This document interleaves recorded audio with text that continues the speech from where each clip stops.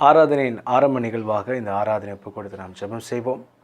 கண்களை மூடுவோம், கைகளை கூப்பி நாங்கள் ஆராதனை ஒப்புக் கொடுத்து நாங்கள் ஜெபம் செய்வோம். அன்பின் பரலோக பிதாவே, சுவாமி, இந்த வேலைக்காக உம்மை துதிக்கிறேன். ஆண்டவரே, இந்த ஆராதனைக்காக நன்றி. ஆண்டவரே, இந்த நல்ல நாளிலும் எங்களுக்கு நீர் கொடுத்திருக்கிற இந்த ஆராதனைக்காக ஸ்தோத்திரம். ஆண்டவரே, இதில் பங்கு கொள்கிற ஒவ்வொருவரையும் ஆண்டவரே உம்முடைய பிரசன்னம் ஆட்கொள்ளட்டும், உம்முடைய ஆசீர்வாதம் உண்டாகட்டும், நன்மை உண்டாகட்டும். பார்க்கிற ஒவ்வொரு நபர்கள் உள்ளங்களிலும் அவர்கள் இருக்கிற ஸ்தானங்களிலும் ஆண்டவரே உம்முடைய பிரசன்னம் கடந்து போகட்டும். இதை பார்க்கிற ஒவ்வொருவரும் ஆசீர்வதிக்கப்பட நான் ஜெபிக்கிறேன்.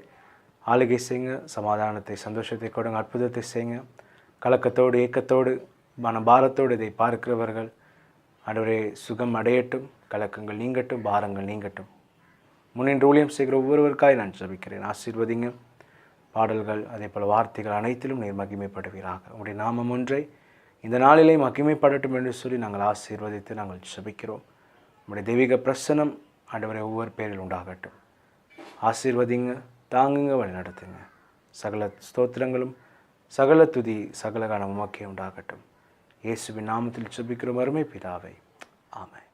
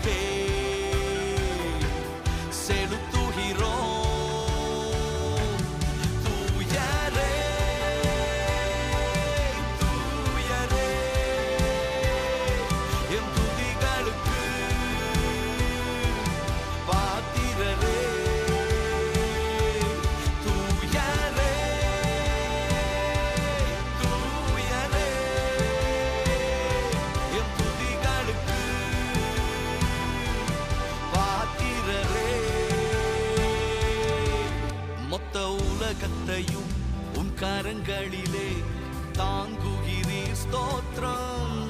மொத்த உலகத்தையும் உன் கரங்களிலே தாங்குகிறீர் ஸ்தோத்திரம். உன் வார்த்தையின் வல்லமையால் இந்த உலகத்தை ஆள்பவரே, உன் வார்த்தையின் வல்லமையால் இந்த உலகத்தை ஆள்பவரே, பாத்திரரே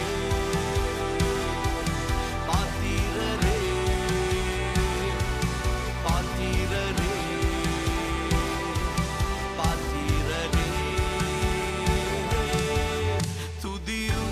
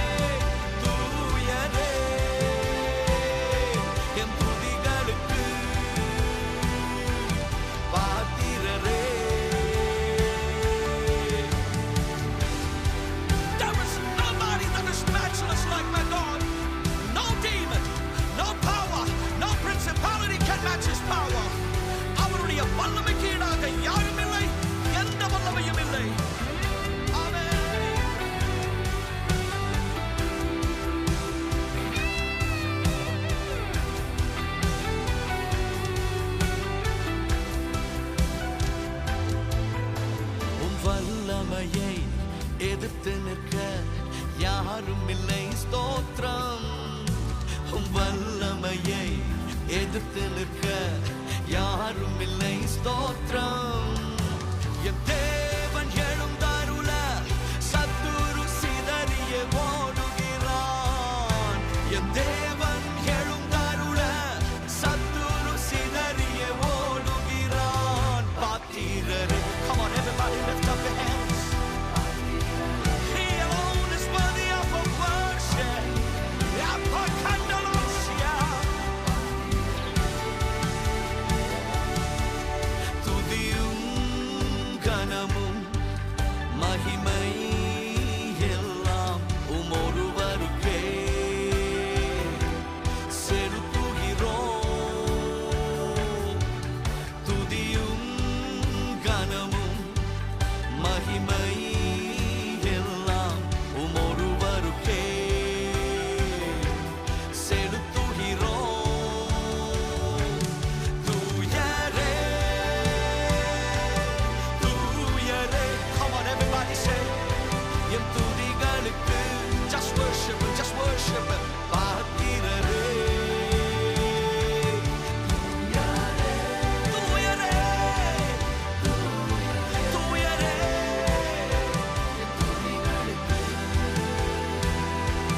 பாத்திரரே, பாத்திரரே, come on சொல்லலாமா? பாத்திரரே, பாத்திரரே, பாத்திரரே, பாத்திரரே, பாத்திரரே, பாத்திரரே. சங்கீதம் 15 அதிகாரம். கர்த்தாவே, யார் உம்முடைய கூடாரத்தில் தங்குவான்? யார் உம்முடைய பரிசுத்த பர்வத்தில் வாசம் பண்ணுவான்? உத்தமனாய் நடந்து நீதியை நடப்பித்து மனதார சத்தியத்தை பேசுகிறவன் தானே. அவன் தன் நாவினால் புறங்கூறாமலும் தன் தோழனுக்கு தீங்கு செய்யாமலும் தன் அயலான் மேல் சொல்லப்படும் நிந்தையான பேச்சை எடுக்காமலும் இருக்கிறான். ஆகாதவன் அவன் பார்வைக்கு கீழ்ப்பானவன். கர்த்தருக்கு பயந்தவர்களையோ கனம் பண்ணுகிறான். ஆணையிட்டதில் தனக்கு நஷ்டம் வந்தாலும் தவறாதிருக்கிறான். தன் பணத்தை வட்டிக்கு கொடாமலும் குற்றமில்லாதவனுக்கு விரோதமாய் பரிதானம் வாங்காமலும் இருக்கிறான். இப்படி செய்கிறவன் என்றென்றைக்கும் அசைக்கப்படுவதில்லை. ஆமேன். வல்ல கிருபை, நல்ல கிருபை, வழுவாமல் காத்த சுத்த கிருபை, அக்கினியில் வேகாமல் காத்த கிருபை, கண்ணீரிலே மூழ்காமல் தாங்கும் கிருபை. வல்ல கிருபை, இது நல்ல கிருபை, வழுவாமல் காத்த சுத்த கிருபை, அக்கினியில் வேகாமல் காத்த கிருபை, கண்ணீரிலே மூழ்காமல் தாங்கும் கிருபை. உன் கிருபை என்னை தாங்கிடுதே, உன் கிருபை என்னை நடத்திடுதே, உன் கிருபை என்னை தாங்கிடுதே, உன் கிருபை. Come on, hallelujah! Halle- hallelujah! Halle- hallelujah! Everybody say that with me. Halle- hallelujah! Halle- hallelujah! When Shadrach, Meshach, Abednego, when they walked out of the furnace, the Bible is telling even the smell of smoke was not upon them because the grace protected.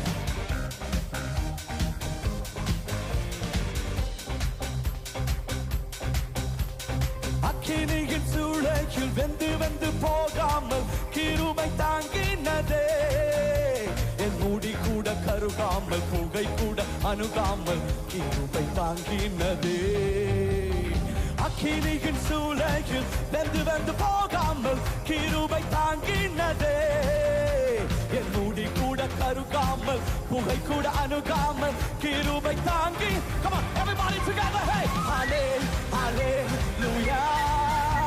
Halle- hallelujah! Halle- halle- hallelujah! Halle- hallelujah! Hallelujah! Halle- hallelujah! Halle- halle- hallelujah!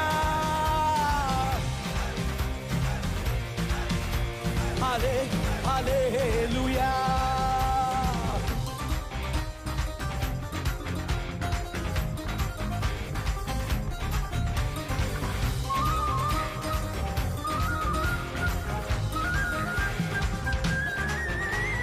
பலவித சோதனை நெருக்கிய நேரங்கள் கிருபை தாங்கினதே. என் நெருக்கத்தின் நேரத்தில் நசுங்கி நான் போகாமல் கிருபை தாங்கினதே. பலவித சோதனை நெருக்கிய நேரங்கள் கிருபை தாங்கினதே. என் நெருக்கத்தின் நேரத்தில் நசுங்கி நான் போகாமல் கிருபை தாங்கினதே. Come on, hallelujah. Hallelujah.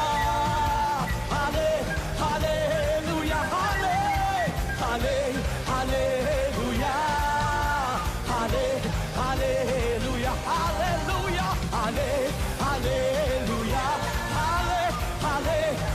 Hallelujah.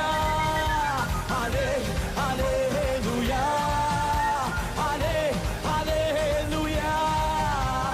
வல்ல கிருபை நல்ல கிருபை வழுவாமல் காத்த சுத்த கிருபை அக்கினியில் வேகாமல் காத்த கிருபை தண்ணீரில் மூழ்காமல் தாங்கும் கிருபை வல்ல கிருபை இது நல்ல கிருபை என வழுவாமல் காத்த சுத்த கிருபை அக்கினியில் வேகாமல் காத்த கிருபை நான் தண்ணீரில் மூழ்காமல் தாங்கும் கிருபை உன் கிருபை என்னை தாங்கிடுதே.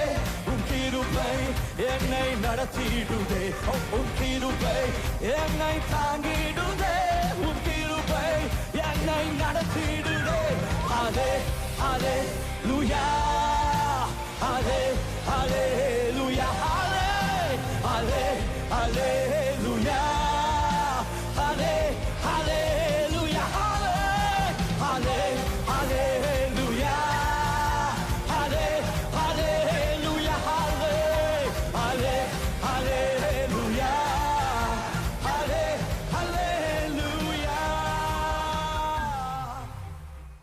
மத்தேயு 5ஆம் அதிகாரம் 1-12 வரையான வசனங்கள். அவர் திரளான ஜனங்களைக் கண்டு மலையின் மேல் ஏறினார். அவர் உட்கார்ந்த பொழுது அவருடைய சீசர்கள் அவரிடத்தில் வந்தார்கள். அப்பொழுது அவர் தமது வாயை திறந்து அவர்களுக்கு உபதேசித்து சொன்னது என்னவென்றால், ஆவியில் எளிமையுள்ளவர்கள் பாக்கியவான்கள், பரலோக ராஜ்யம் அவர்களுடையது. துயரப்படுகிறவர்கள் பாக்கியவான்கள், அவர்கள் ஆறுதல் அடைவார்கள். சாந்த குணமுள்ளவர்கள் பாக்கியவான்கள், அவர்கள் பூமியை சுதந்திரித்துக் கொள்வார்கள். நீதியின் மேல் பசிதாகம் உள்ளவர்கள் பாக்கியவான்கள், அவர்கள் திருப்தி அடைவார்கள். இரக்கம் உள்ளவர்கள் பாக்கியவான்கள், அவர்கள் இரக்கம் பெறுவார்கள். இருதயத்தில் சுத்தமுள்ளவர்கள் பாக்கியவான்கள், அவர்கள் தேவனை தரிசிப்பார்கள். சமாதானம் பண்ணுகிறவர்கள் பாக்கியவான்கள், அவர்கள் தேவனுடைய புத்திரர் எனப்படுவார்கள். நீதி நிமித்தம் துன்பப்படுகிறவர்கள் பாக்கியவான்கள், பரலோக ராஜ்யம் அவர்களுடையது. என் நிமித்தம் உங்களை நிந்தித்து துன்பப்படுத்தி பலவித தீமையான மொழிகளையும் உங்கள் பேரில் பொய்யாய் சொல்வார்களானால் பாக்கியவான்களாய் இருப்பீர்கள். சந்தோஷப்பட்டு களி கூறுங்கள், பரலோகத்தில் உங்கள் பலன் மிகுதியாயிருக்கும். உங்களுக்கு முன்னிருந்த தீர்க்கதரிசிகளையும் அப்படியே துன்பப்படுத்தினார்களே. ஆமேன். இயேசுவின் நாமத்தில் உங்கள் அனைவரையும் வாழ்த்துகின்றேன். 2026 ஆண்டின் முதற் பகுதியில், அதாவது இந்த நாட்களில் நீங்கள் கர்த்தருக்குள் மிகவும் ஆசீர்வாதமாக இருக்கின்றீர்கள் என்று நான் விசுவாசிக்கின்றேன். நான் எனக்காகவும் எங்கள் குழுவிற்காகவும் சேவ்நாவ் நிறுவனத்திலே ஊழியம் செய்கிறவர்களுக்காகவும் இந்த செய்திகளை கேட்கும் அனைவருக்காகவும் நான் ஜெபிக்கின்றேன். இந்த ஆண்டு நம் யாவரும் கர்த்தரில் புதுப்பிக்கப்பட்ட மற்றும் அவருடைய வல்லமையை முழுமையாக அனுபவிக்கும் ஒரு ஆண்டாக இருக்கும் என்று நான் விசுவாசிக்கின்றேன். ஏசாயா 40வது அதிகாரத்தை நான் உங்களுக்கு காண்பித்து கொடுக்க விரும்புகிறேன். குறிப்பாக இந்த அதிகாரத்தின் முடிவிலே நாம் பார்க்கின்றோம், கர்த்தருக்கு காத்திருக்கிறவர்கள் தங்கள் செட்டைகளை அடித்து உயர பறப்பதை பற்றி இந்த அதிகாரம் நமக்கு சொல்கிறது. அப்படிப்பட்டவர்களுக்கு இயற்கைக்கு அப்பாற்பட்ட ஒரு வல்லமை கிடைக்கின்றது. நாம் இயேசுவோடு நடக்கும் இந்த வாழ்க்கையில் நாம் தொடர்ந்து ஓட நமக்கு ஒரு புதுப்பிக்கப்பட்ட வல்லமை தேவை என்பதை நான் அதிகமாக விசுவாசிக்கின்றேன். அதை தான் இயேசுவும் கூறுகிறார். வருத்தப்பட்டு பாரம் சுமக்கிற எல்லோரும் என்னிடத்திலே வாருங்கள், நான் உங்களுக்கு இளைப்பாறுதல் தருகிறேன் என்று அவர் கூறுகிறார். அவருடைய நுகம் மெதுவானதும் அவருடைய சுமை இலகுவானதுமாக காணப்படுகிறது. இன்று நாம் பிரசங்கிப்பது அதுவல்ல. ஆனாலும் 2026க்குள் கடந்து செல்லும் போது நீங்கள் இந்த சிந்தனையோடு செல்லுமாறு உங்களை நான் ஊக்குவிக்க, உற்சாகப்படுத்த விரும்புகிறேன். இன்று நாம் பார்க்க போகும் வேத பகுதியானது மத்தேயு எழுதின சுவிசேஷம் 5வது அதிகாரம் 1வது வசனத்திலிருந்து 12வது வசனம் வரையிலான அந்த வேத பகுதியைத்தான் நாங்கள் இன்றைக்கு பார்க்க போகின்றோம். இந்த பகுதி எப்படி தொடங்குகிறது என்று பார்த்தால், இயேசு திரளான ஜனங்களை கண்டபோது அவர் ஒரு மலையின் மேல் ஏறி அங்கே உட்கார்ந்தார் என்று அந்த பகுதி ஆரம்பிக்கிறது. இது ஒரு சுவாரஸ்யமான காரியமாக இருக்கின்றது. இன்று நாம் பிரசங்கித்தல் அல்லது போதித்தல் பற்றி நாம் யோசிக்கும் போது நாம் நினைக்கிற விஷயம் என்னவென்றால், நாம் நின்று கொண்டு தான் இதை போதிக்க வேண்டும், கற்றுக் கொடுக்க வேண்டும் என்று அநேக நேரத்தில் நாங்கள் சிந்திப்பது உண்டு. ஆனால் இயேசுவின் இந்த பிரசங்கமானது இதுவரை பிரசங்கிக்கப்பட்ட பிரசங்கங்களிலே மிக உன்னதமான பிரசங்கமாக, மலை பிரசங்கம் என்று அநேகரால் ஏற்றுக்கொள்ளப்பட்ட இந்த முக்கியத்துவம் வாய்ந்த இந்த பிரசங்கத்தை இயேசு உட்கார்ந்த நிலையில் இருந்து செய்தார் என்பது மிகவும் ஆச்சரியமான ஒரு காரியமாய் இருக்கிறது. கிட்டத்தட்ட நான் இப்போது செய்வதைப் போல, நானும் உட்கார்ந்து உங்களுக்கு இந்த வார்த்தையை பிரசங்கிப்பதைப் போல அன்று இயேசு போதித்தார். ஆனால் நான் இப்போது ஒரு மலை அடிவாரத்தில் இல்லை. ஆனாலும் கற்பிக்கும்படியாக அவர் ஒரு மலையின் மேல் ஏறி உட்கார்ந்தார். இதுவும் ஒரு சுவாரஸ்யமான காரியமாக காணப்படுகிறது. இந்த காரியத்தை நாம் பார்க்கும் போது கிட்டத்தட்ட இது ஒரு உரையாடலாக இருந்திருக்கலாம் என்று நான் நினைக்கின்றேன். அவர் ஒரு உயர்வான நிலையில் இருப்பவராக தன்னை காண்பித்து கொண்டு தனது சொற்பொழிவை அல்லது பிரசங்கத்தை அவர் செய்யவில்லை. மாறாக அவர் ஒரு மலையின் மேல் உட்கார்ந்து 2 நபர்களுக்கிடையிலே எப்படி ஒரு சம்பாஷணை நடக்கிறதோ அது போன்ற ஒரு சம்பாஷணை கூடாக அவர் தனது போதனையை மேற்கொள்வதை நாம் இந்த பகுதி கூடாக பார்க்கின்றோம். கர்த்தர் மனிதர்களோடு தொடர்பு கொள்ளக்கூடியவர். அது அவருடனான நமது உறவில் ஒரு அழகான பகுதியாக காணப்படுகின்றது. உரையாடல்களில் மிக முக்கியமான சில கூறுகள் இருக்கின்றது. நிச்சயமாகவே உரையாடல்கள் தொடர்புகளை ஏற்படுத்தும் ஒரு காரியமாக அங்கே காணப்படுகிறது. அது உரையாடல்கள் தன்னகத்தே தொடர்புகளை ஏற்படுத்தும் ஒரு கூரை அங்கே கொண்டிருக்கின்றது. அத்தகைய ஒரு தொடர்பு கூடாகத்தான் அவருடைய சீஷர்கள் கூட அவரிடத்துக்கு வருகின்றார்கள். எனவே இது பெரும் ஒரு கூட்டத்தினருக்கு பேசப்பட்ட பிரசங்கமா அல்லது அப்படி இல்லையா என்று என்னால் சரியாக திட்டவட்டமாக கூற தெரியாவிட்டாலும், உண்மையிலேயே கற்றுக்கொள்ள விரும்பும் உண்மையான சீஷர்கள் மற்றும் அவரை உண்மையாய் பின்பற்ற விரும்பும் நபர்களுக்கு செய்யப்பட்ட ஒரு போதனையாகவே நான் இதை காண்கின்றேன். அவருடைய சீஷர்கள் அவரிடத்தில் வந்தபோது அவர் அவர்களுக்கு வேத வசனத்தை போதிக்க தொடங்கினார். இன்று நாம் பாக்கியவான்கள் என்று பார்க்கும் காரியமானது இந்த இடத்தில் தான் இயேசு முதல் தடவையாக பிரசங்கிக்க ஆரம்பிக்கின்றார். அது நாம் நடக்க வேண்டிய வாழ்க்கை முறையாக காணப்படுகின்றது. இதுதான் உண்மையிலே இயேசுவின் மார்க்கமாக, வழியாகவும் காணப்படுகின்றது. இதுதான் தேவ ராஜ்யத்தின் வழியாகவும் இருக்கின்றது. இவை இந்த உலகத்தில் செயல்பட வேண்டிய முக்கிய கொள்கைகள், பண்புகள். ஆனாலும் இந்த உலகத்தின் வழிகளுக்கு, கொள்கைகளுக்கு, மனப்பான்மைகளுக்கு முற்றிலும் நேர் எதிர்மறையான கொள்கைகளை இவைகள் கொண்டிருப்பதை நாம் பார்க்கின்றோம். ஒரு சீஷன் என்பதனுடைய ஒரு சீஷனாக இருக்க விரும்புகிறவனுக்குள்ளே அர்ப்பணமும் அர்த்தமும் இருக்க வேண்டும். அப்பேற்பட்ட ஒரு மனிதனுக்கு இந்த வார்த்தைகள் மிகவும் பொருத்தமாய் இருக்கின்றது. இயேசுவை பின்பற்றுகிறவன் ஒரு சீஷன் அல்லது ஒரு மாணவன். நாம் அவரது சீஷர்களாக அவர் காண்பித்து கொடுத்த வழியை, அவரது முன்மாதிரியை, அவரது வாழ்க்கை முறையை பின்பற்ற முயற்சிக்கின்றோம். அதில் ஒரு பெரிய ஆசீர்வாதம் இருக்கிறது. இவை ஒவ்வொன்றும் இயேசு நமக்கு நினைவூட்டும் காரியங்களில் இருந்துதான் தொடங்குகின்றது. அவருடைய வழியில் நடக்கும் எல்லா மனிதர்களும் ஒரு விதத்திலே அவர்கள் பாக்கியவான்களாக இருக்கின்றார்கள். அவர்கள் கர்த்தருடைய ஆசீர்வாதத்தை மிகவும் விசேஷித்த விதத்திலே, அர்த்தமுள்ள அழகான வழிகளிலே அறிந்து கொண்டு அனுபவித்து வருகின்றார்கள். இவைகளை நாம் கருத்தில் கொள்ள வேண்டும். இவை எளிதான காரியங்கள் அல்ல. காரணம், இயேசுவின் வாக்குத்தத்தங்களும் ஆசீர்வாதங்களும் மிகவும் ஆழமானது, அவை மிகவும் கனம் மிக்கது. ஆகவேதான் நான் இதை இங்கே குறிப்பிட விரும்புகின்றேன். 3வது வசனத்திலே இந்த முதல் ஆசீர்வாதத்தை நாங்கள் பார்க்கின்றோம். அந்த வார்த்தை சொல்கிறது, ஆவியிலே எளிமையுள்ளவர்கள் பாக்கியவான்கள். ஏனென்றால் தேவனுடைய ராஜ்யம் அவர்களுடையதா இருக்கிறது என்று வசனம் சொல்லுகிறது. ஆவியில் ஏழ்மை அல்லது எளிமை என்பது நம்முடைய இருதயத்தின் மனப்பான்மையை குறிக்கின்ற ஒரு காரியமாய் இருக்கின்றது. நாம் நமது பாவத்தை அங்கீகரிக்கின்றோம்.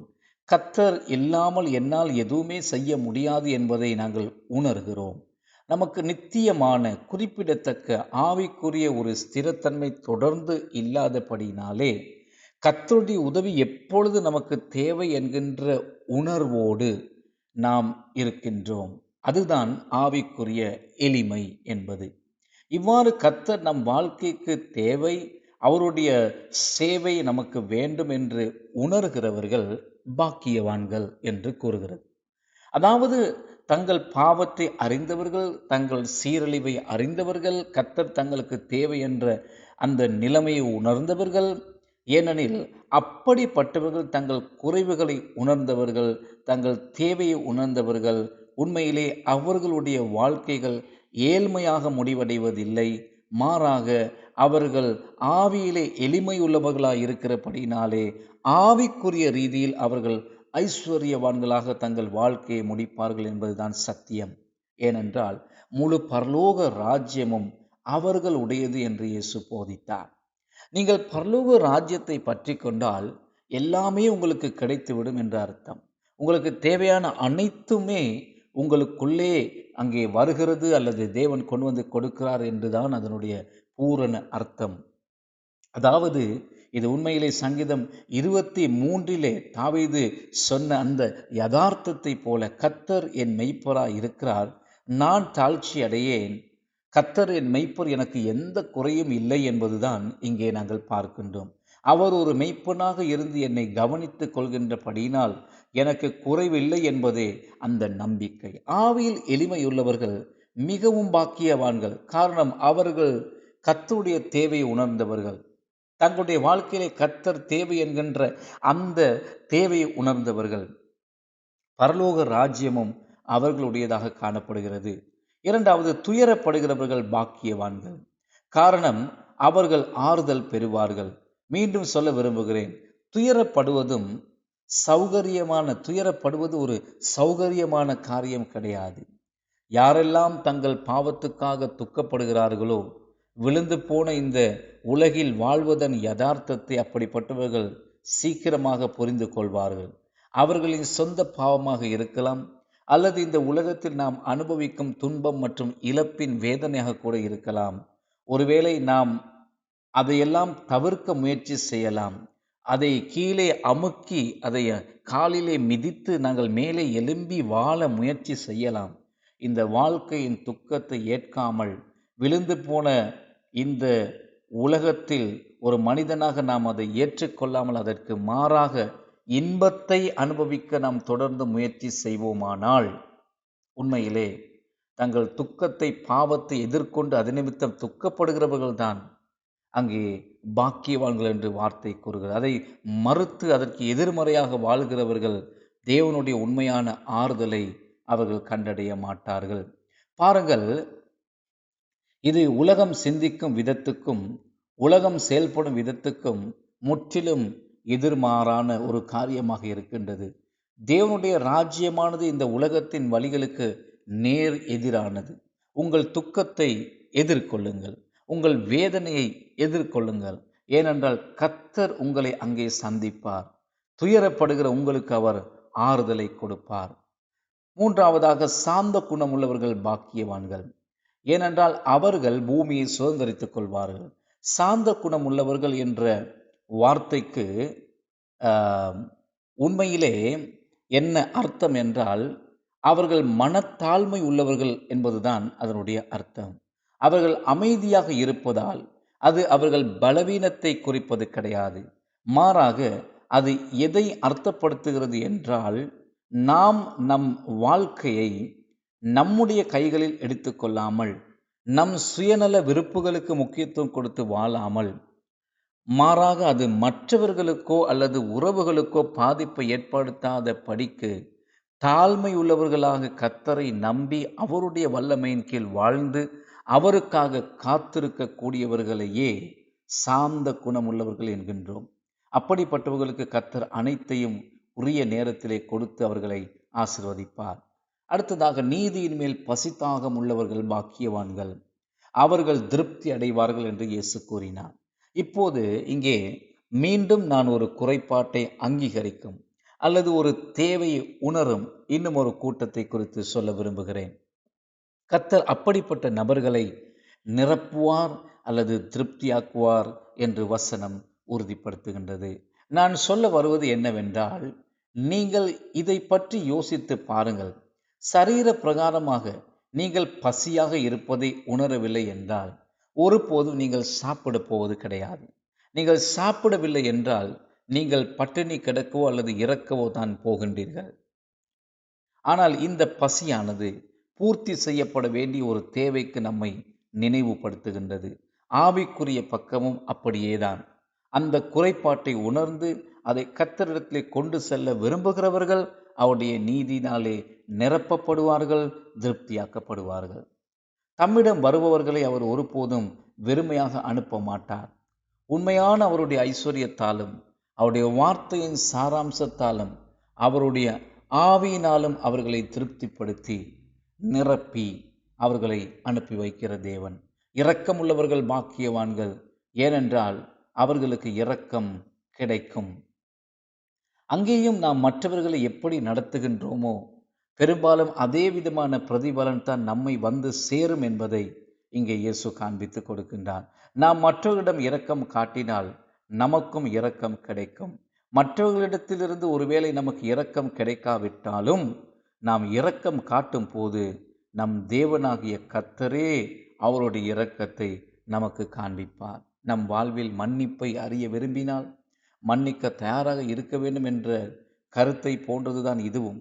இரக்கமுள்ளவர்கள் பாக்கியவான்கள், ஏனென்றால் அவர்களுக்கு இரக்கம் காட்டப்படும். இருதயத்தில் சுத்தமுள்ளவர்கள் பாக்கியவான்கள், அவர்கள் தேவனை தரிசிப்பார்கள். ஆஹா, தூய்மையான மற்றும் புனிதமான வாழ்க்கையை வாழ்வதற்கு என்ன ஒரு உந்துதல் இந்த பகுதி நமக்கு கொடுக்கிறது. நாம் இதற்குள்ளாக கர்த்தருடைய தூய்மையும் அழகையும் மகிமையும் காண்கின்றோம். சமாதானம் செய்பவர்கள் பாக்கியவான்கள், ஏனென்றால் அவர்கள் தேவனுடைய பிள்ளைகளாக அழைக்கப்படுவார்கள். உங்களுக்கு தெரியும், ஒரு சமாதானத்தை காப்பவர்களுக்கும் சமாதானம் பண்ணுகிறவர்களுக்கும் இடையே வித்தியாசம் இருக்கிறது. எல்லாவற்றையும் மூடி மறைத்து சமாதானத்தை காத்து கொள்கிறவர்கள் அவர்கள்தான் சமாதானத்தை காக்கிற சமாதான காப்பாளர்கள் என்று நாங்கள் அழைக்கிறோம். ஆனால் சமாதானம் பண்ணுகிறவர்கள் என்று நாம் பார்க்கும் போது சமாதானத்தை காக்கிறவர்கள் போல அல்ல. இவர்கள் முற்றிலும் வித்தியாசமானவர்கள். இவர்கள் யார் என்றால், அவர்கள் சமாதானத்துக்காக போராடி உண்மையான மற்றும் நிரந்தரமான நல் உறவை, இணக்கத்தை, அமைதியை ஏற்படுத்துகின்ற கடினமான தீர்மானங்களை கூட எடுக்க தயாராக இருக்கிறவர்கள் தான் சமாதானம் பண்ணுகிறவர்கள். சமாதானம் செய்கிறவர்கள் பாக்கியவான்கள், ஏனென்றால் அது தேவனுடைய குணாதிசயமாய் இருக்கிறது. தேவனுடைய குணாதிசயம் அவர்களுக்குள்ளே இருப்பதினால் அப்பேற்பட்ட மனிதர்கள் உண்மையிலேயே பாக்கியவான்கள். இறுதியாக, நீதியின் நிமித்தம் துன்பப்படுகிறவர்கள் பாக்கியவான்கள், ஏனென்றால் தேவனுடைய ராஜ்யம் அவர்களுடையது என்று மீண்டும் இந்த வசனம் நமக்கு காண்பிக்கிறது. யாரும் துன்பத்தையோ அல்லது துன்புறுத்தலையோ அனுபவிக்க விரும்புவது கிடையாது. ஆனால் தேவனுடைய பிள்ளைகள் என்பதையும் இயேசுவின் முன்மாதிரியை நாம் பின்பற்றுகிறபடியினாலே நாம் பாடு அனுபவிக்க வேண்டும் என்பதை இந்த பகுதி நமக்கு காண்பிக்கின்றது. அத்தகைய பாடுகளிலே ஒரு விதமான மகிழ்ச்சி, சந்தோஷம் இருக்கிறது என்பதையும் நினைவுபடுத்துகிறது. 11வது 12வது வசனங்கள் இதைத்தான் பேசுகிறது. இயேசு அந்த கடைசி பாக்கியவான்கள் என்கிற காரியத்தை குறித்து அவர் பேசும்போது கொஞ்சம் விரிவாக சில காரியங்களை பேசுவதை நாங்கள் பார்க்கின்றோம். மக்கள் உங்களை பற்றி அல்லது மக்கள் உங்களை அவமதித்து, உங்களை நிந்தித்து, உங்களை துன்பப்படுத்தும் போது விசேஷமாக ஆண்டவர் சொல்லுகிறார், என் நாமத்து நிமித்தம் உங்களுக்கு விரோதமாக தீமையான காரியங்களை பேசி பொய்களை உங்களுக்கு விரோதமாய் சொல்லும் போது, பொய் குற்றச்சாட்டுகளை வைக்கும்போது நீங்கள் பாக்கியவான்களாய் இருக்கிறீர்கள். நீங்கள் சந்தோஷப்பட்டு களி கூறுங்கள். ஏனென்றால் பரலோகத்திலே உங்கள் பலன் மிகுதியாய் இருக்கிறது என்று இயேசு அதிகமாக இந்த காரியத்தை பற்றி பேசும்போது அங்கே பேசுகிறார். அவர்கள் உங்களுக்கு முன்பிருந்த தீர்க்கதரிசிகளையும் அவ்வாறே துன்புறுத்தினார்கள் என்று இயேசு சொல்லுகிறார். நாம் இயேசு துன்புறுத்தப்பட்ட விதத்தை விட வித்தியாசமான விதத்திலே துன்புறுத்தப்பட வேண்டும் அல்லது பாடுபட வேண்டும் என்று எதிர்பார்க்க கூடாது. அதற்காக நாம் பரிதாபமானவர்கள் என்ற அர்த்தமும் கிடையாது. நமக்கு வாக்குறுதி அளிக்கப்பட்ட நித்திய பிரதிபலனின் நிமித்தம் பாடுபடுதலின் மத்தியிலே கூட நாம் மகிழ்ச்சியாக இருக்க முடியும். பாடுபடுவது என்பது தேவனுடைய பிள்ளைகள் இயேசுவின் வழியை பின்பற்றும் போது அவர்கள் இயேசுவின் வழியை உண்மையிலே பின்பற்றுகிறார்கள் என்பதற்கு ஒரு அடையாளமாக கூட இந்த பாடுகள் இருக்கிறது. தேவ பக்தியாக வாழ விரும்புகின்ற யாவரும் பாடுபடுவார்கள் என்று வேதம் சொல்லுகிறது. அவர்கள் இயேசுவை நடத்தியது போலவே நம்மையும் நடத்துவார்கள். எனவே இந்த பாடுகள் அனைத்தும் நாம் தேவனுடைய பிள்ளையாகவும் அவருடைய நித்திய ராஜ்யத்தின் சுதந்திரவாளிகளாகவும் இருக்கின்றோம் என்பதை உறுதிப்படுத்துகின்ற அறிகுறிகளாக, அடையாளங்களாக காணப்படுகின்றது. எனவே நான் உங்களை ஊக்குவிக்க விரும்புகிறேன். நம்முடைய நேரம் வேகமாக ஓடிவிட்டது. நாம் இவற்றை மிக ஆழமாக ஆராய்ந்து பார்ப்போம். இது ஒரு வாழ்க்கை முறையாக காணப்படுகிறது. இது ஒரு மனநிலையாக காணப்படுகின்றது. இது தேவனை நோக்கி நம்முடைய இருதயத்தை திருப்புகின்ற ஒரு இருதயத்தின் நிலைப்பாடாக காணப்படுகின்றது.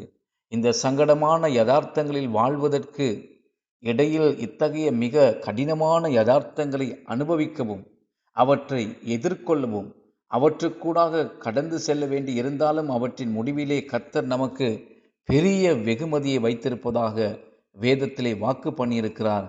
அதை நாம் விசுவாசிக்க வேண்டும். அந்த வெகுமதிகள் மிகவும் கனத்துக்குரியதாக காணப்படுகின்றது.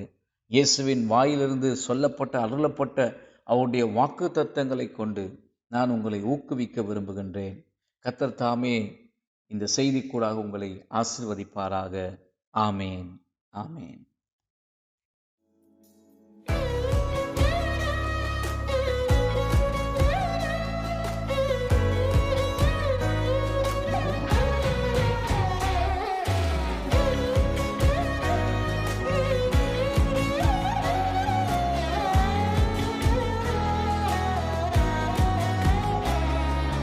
பெரிய மேய்ப்பரே, பிரதான மேய்ப்பரே, நல்ல மேய்ப்பரே, நன்றி ஐயா.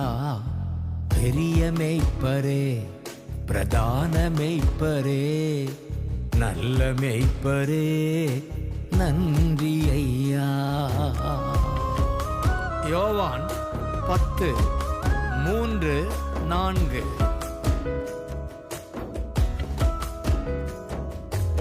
ஆடுகளை அறிந்திருக்கின்றீ, பெயர் சொல்லி அழைக்கின்றீ. உம் ஆடுகளை அறிந்திருக்கின்றீ, பெயர் சொல்லி அழைக்கின்றீ. முன்பாக நடந்து செல்கின்றீ, முன்பாக நடந்து செல்கின்றீ. சப்தம் கேட்டு பின் செல்கின்றோ, சப்தம் கேட்டு பின் செல்கின்றோ. ஏசையா, ஏசையா, நல்மேய்ப்பர் நீர்தானையா. ஏசையா, ஏசையா, நல்மேய்ப்பர் நீர்தானையா. பெரிய மேய்ப்பரே, பிரதான மேய்ப்பரே, நல்ல மேய்ப்பரே, நன்றி ஐயா. நாங்கள் ஜெபம் செய்வோம். எங்களை நேசிக்கிற அன்பின் நல்ல பரலோக பிதாவே, அப்பா கொடுத்த இந்த நேரத்துக்காக நன்றி என்று சொல்லுகிறோம் ஆண்டவரே. இம்மட்டும் கர்த்தாவே ஆண்டவரே, இந்த ஆராதனை வார்த்தை பகுதிகளை ஆண்டவரை பார்த்த ஒவ்வொருவருக்காக ஜெபம் செய்கிறோம் ஆண்டவரே. அப்பா அவர்கள் அந்த காரியங்களிலே ஆண்டவரை தெய்வ பிரசன்னத்தையும் தெய்வ மகிமையும் உணர்ந்து கொண்டதுக்காக நன்றி ஏசப்பா. தொடர்ந்து ஆண்டவரே கர்த்தர் தாம் உம்முடைய பிள்ளைகளை ஆசீர்வதிங்க, ஆளுகை செய்ங்க. உம்முடைய வார்த்தையின் பிரகாரம் அவர்களை நடத்தும்படியாக ஆண்டவரை சகல வாக்குத்தத்தங்களையும் ஆண்டவர் அவர்களுக்கு நீங்கள் சுதந்திரிக்க கொடுத்த கிருபைக்காக ஸ்தோத்திரம். அதன்படி கர்த்தர் தாமே ஆண்டவர்களை இடம் கொள்ளாமல் போகும் மட்டும் ஆசீர்வதிக்கும்படிக்கு செபிக்கிறேன். பலவீனமாக இருக்கிற ஒவ்வொரு பிள்ளைகளையும் ஆண்டவரை அப்பா உம்முடைய ஆண்டவரை வல்லமையான ஆண்டவரை அப்பா தழும்புள்ள கரங்களை உங்கள் பிள்ளைகள் மீது வைத்து ஆண்டவரை தொட்டு சுகப்படுத்தும்படியாக ஜெபிக்கிறோம் அப்பா. ஆண்டவரை இந்த வருகிற வாரம் முழுவதும் அவர்களுக்கு ஆசீர்வாதமான ஒரு நாட்களாக அமையும்படியாக ஜெபிக்கிறோம். கையிட்டு செய்கிற எல்லா பிரயாசங்களும் ஆண்டவரை நீங்கள் ஆசீர்வதிங்க, ஆளுகை செய்யுங்கப்பா. உங்கள் இரத்த கோட்டைக்குள்ளாய் ஒவ்வொருவரையும் மூடிக்கொள்ளுங்க. யார் யார் இதை பார்க்கிறாங்களோ உங்கள் நாமத்தை அறியாத ஒவ்வொரு பிள்ளைகளும் ஆண்டவரை உங்கள் நாமத்தை அறிந்து கொள்ளத்தக்கதாக ஜெபிக்கிறேன். ஜீவனுள்ள தேவனாயிருக்கிற இயேசு கிறிஸ்துவை அப்பா ஆண்டவர் அவர்கள் அறிந்து கொள்ளத்தக்கதாக ஜெபிக்கிறேன். ஆண்டவரை உங்கள் திருக்கரத்தில் எல்லாவற்றையும் ஒப்புக்கொடுத்து நசரேயனாகிய இயேசுவின் நாமத்தினாலேயே ஜெபம் வேண்டி நிற்கிறேன் ஜீவனுள்ள நல்ல பிதாவே, ஆமென். தேவனுடைய இரக்கமுள்ள கிருபைக்கும் பராமரிப்புக்கும் உங்களை ஒப்புவிக்கிறோம்.